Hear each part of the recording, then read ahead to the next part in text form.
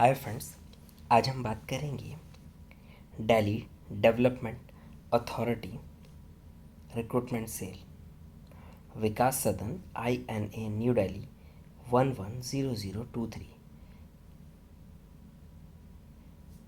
Website है इसकी https://www.dda.gov.in, यानी कि दिल्ली डेवलपमेंट अथॉरिटी में निकली हुई वैकेंसीज की।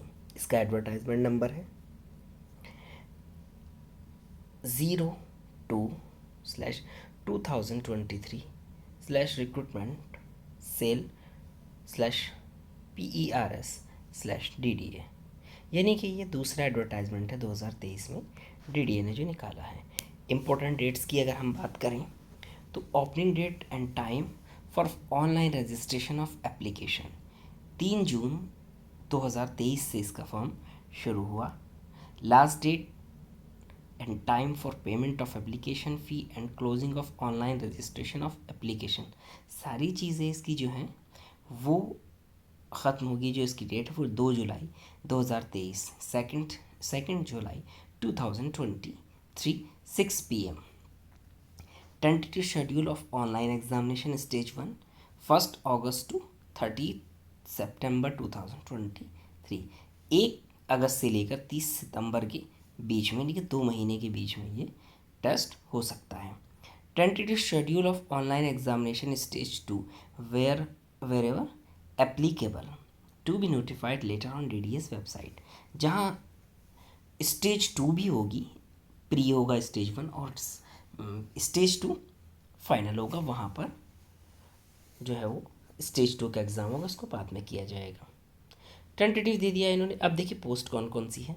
Post code, name of the post, group, pay matrix, age age on closing date for receipt of online applications, qualifications, total vacancies. और अब इसमें जो है वो रिजर्वेशन क्या है, UR means unreserve, general, open category, इसको हम कह सकते हैं, EWS, SC, ST, OBC, और ये reserve for ESM, PW, BD including with in that total vacancies. Physical handicap के लिए है ये, दिव्यांग जिनको हम कहते हैं। सबसे पहली असिस्टेंट अकाउंट्स ऑफिसर लेवल 8, पे band 9,300 to 34,800, grade pay 4,800। Almost इसकी सैलरी दिल्ली के अंदर जो है वो 75,000 नियर अबाउट रहेगी, not exceeding 30 years. Minimum 21 years मांगी है इन्होंने डेट, और मैक्सिमम 30, यानी कि 21 से 30 साल।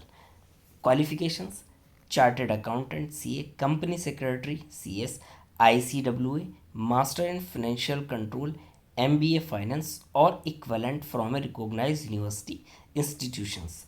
MCOM will not be consider as equivalent qualification. MCOM वालों को इन्होंने एलिजिबल नहीं किया है। टोटल वैकेंसी 51 यानी 51 है। अनरिजर्व ओपन जनरल कैटेगरी के लिए 23 यानी 23 है, EWS 5, SC 7, ST 3, OBC 13 यानी 13 है। उसके अलावा PWD कैटेगरी में एक है।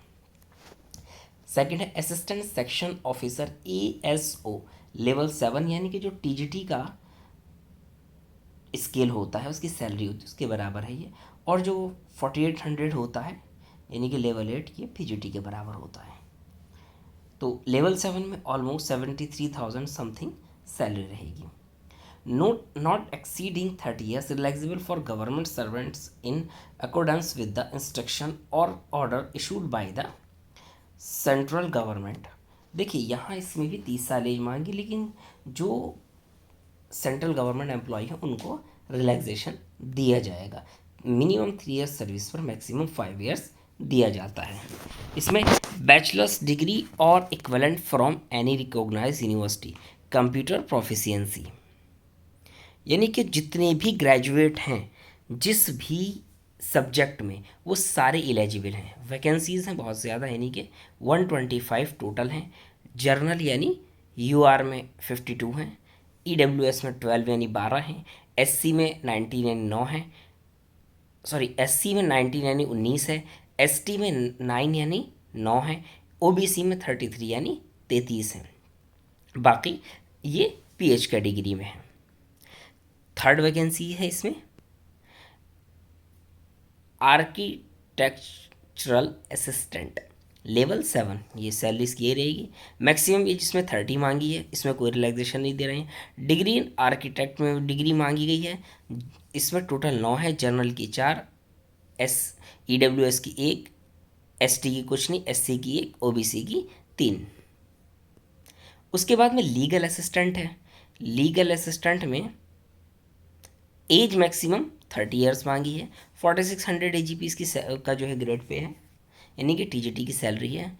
Possessing regular degree in law entitling the incumbent for registration at bar and appearing before the courts from recognised university और इक्विवेलेंट, ये क्वालिफिकेशन है। और and 3 years experience at bar, LLB होना चाहिए, और उसके अलावा वो कोर्ट यानी बार काउंसिल में रजिस्टर्ड होना चाहिए, और 3 साल का एक्सपीरियंस होना चाहिए। टोटल वैकेंसीज 15 यानी 15 है। नायब तहसीलदार लेवल 6 यानी कि जो प्राइमरी का होता है वो, और यहाँ इसकी सैलरी ऑलमोस्ट 55 to 60,000 रहेगी। 21 से 30 साल यहाँ भी एज मांगी है, रिलैक्सेशन मिलेगा एज में। यहाँ डिग्री मांगी गई है, कोई भी जो है वो degree from a recognise university और इक्वलेंट विथ 50% मार्क्स और अबव। उसके अलावा जर्नल, यहाँ पर टोटल 4 वैकेंसी हैं। जर्नल, EWS, SC, OBC, इन सब की एक एक है। उसके बाद में जो है वो जूनियर इंजीनियर यानी 6 नंबर पर है। इसके अंदर एज जो मांगी है इसका जो है वो लेवल 6 है, 4200 AGP है, यानी कि इसकी सैलरी ऑलमोस्ट 55 to 60,000 रहेगी। एज जो है वो 18 to 27, 18 से 27 साल। उसके अलावा जो है वो जो एप्लीकेबल है गवर्नमेंट रूल वो यहाँ पर इम्प्लीमेंट होगा एज रिलैक्सेशन के लिए। टोटल 236 वैकेंसी है, यानी कि जिनका जो है वो डिप्लोमा इन सिविल इंजीनियरिंग है, जो डिप्लोमा किया, जिन्होंने डिप्लोमा किया है सिविल इंजीनियरिंग में, पॉलिटेक्निक है सिविल इंजीनियरिंग में, ये उनके लिए 236 हैं टोटल।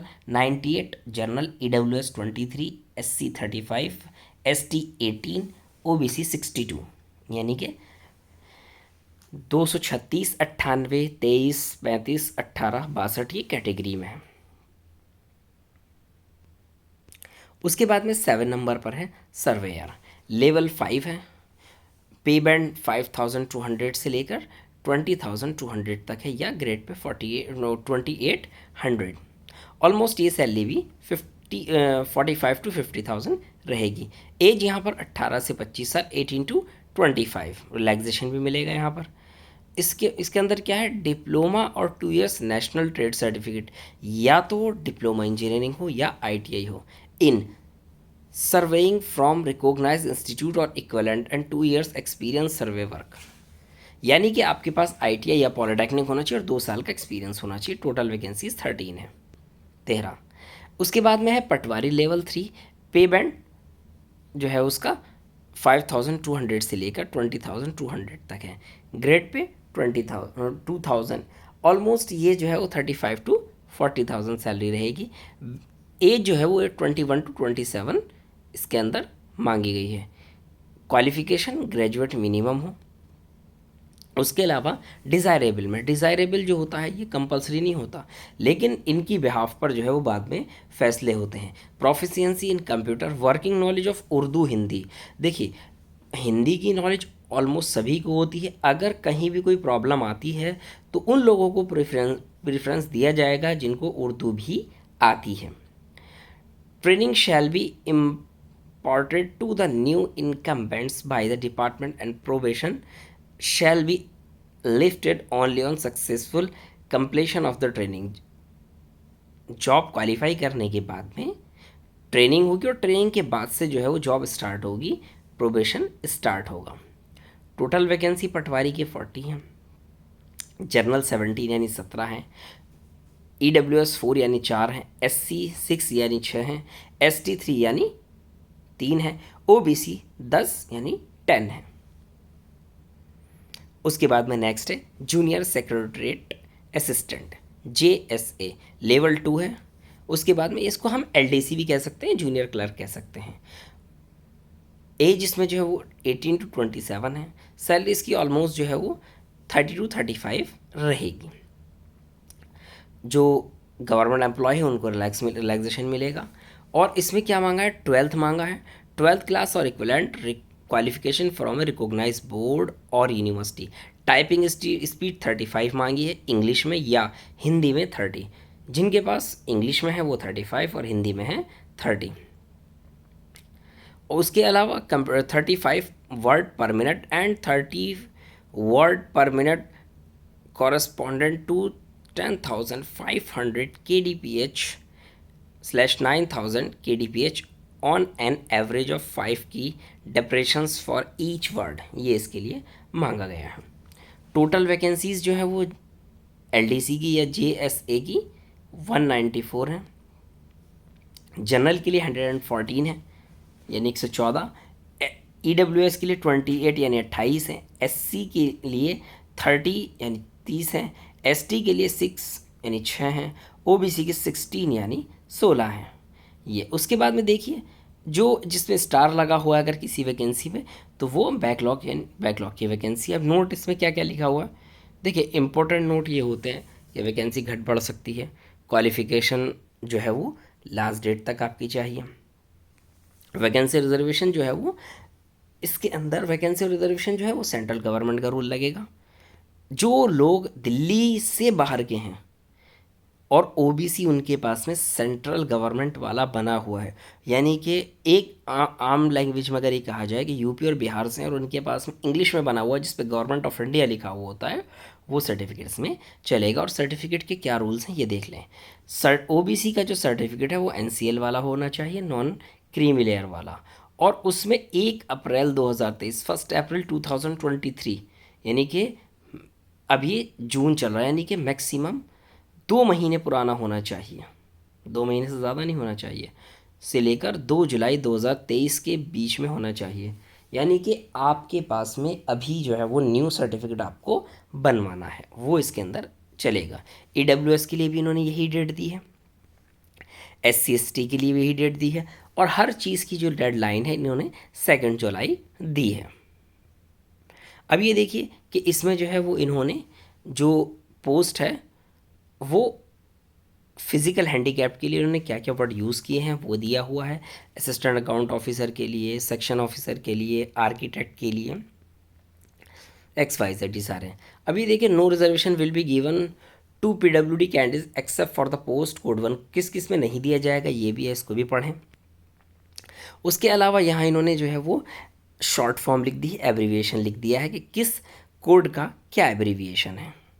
और एक चीज़ इन्होंने ये और कही है कि जो फिज़िकल हैंडीकैप PWD अप्लाई करना चाह रहे हैं उनके पास में 40% से ज़्यादा का सर्टिफिकेट होना चाहिए, वरना वो कैटेगरी में माने नहीं जाएंगे। कैटेगरी का एब्रीविएशन है, उसमें क्या है कौन कितने परसेंट पर है उन्होंने ये भी लिख दिया है। उसके बाद में देखिए provision of compensated time and assistant of scribe, जो लोग फिजिकल हैंडीकैप है जिनको जो है वो एप्लीकेबल होगा, ज़रूरत होगी उनको एक्स्ट्रा टाइम दिया जाएगा, स्क्राइब भी दिया जाएगा, प्रोवाइड कराया जाएगा। एलिजिबिलिटी कंडीशंस क्या हैं, या तो इंडियन हो या इतने सारे जो है वो कंट्री हैं, नेपाल, भूटान, और उसके अलावा जो है वो अगर इंडिया के अंदर 1 जनवरी 1962 से पहले उसके पेरेंट्स अगर आ गए हैं और उसके बाद पैदा हुआ है तो टाइबेटन हो यानी कि तिब्बत का हो, या यहाँ इतने सारे कंट्री से माइग्रेट किए हुए हों, Pakistan, Burma, Sri Lanka, East African countries of Kenya, Uganda, Tanzania, Zambia, Malawi, Zaire, Ethiopia, Vietnam, अगर इनसे जो है वो जो परमानेंटली वहाँ सेटल है अगर उनमें से भी किसी का डिपेंडेंट है तो वो भी एलिजिबल है। उसके बाद ये देखिए किस कैटेगरी में जहाँ पर एप्लीकेबल है एज रिलैक्सेशन वहाँ कितना रिलैक्सेशन मिलेगा।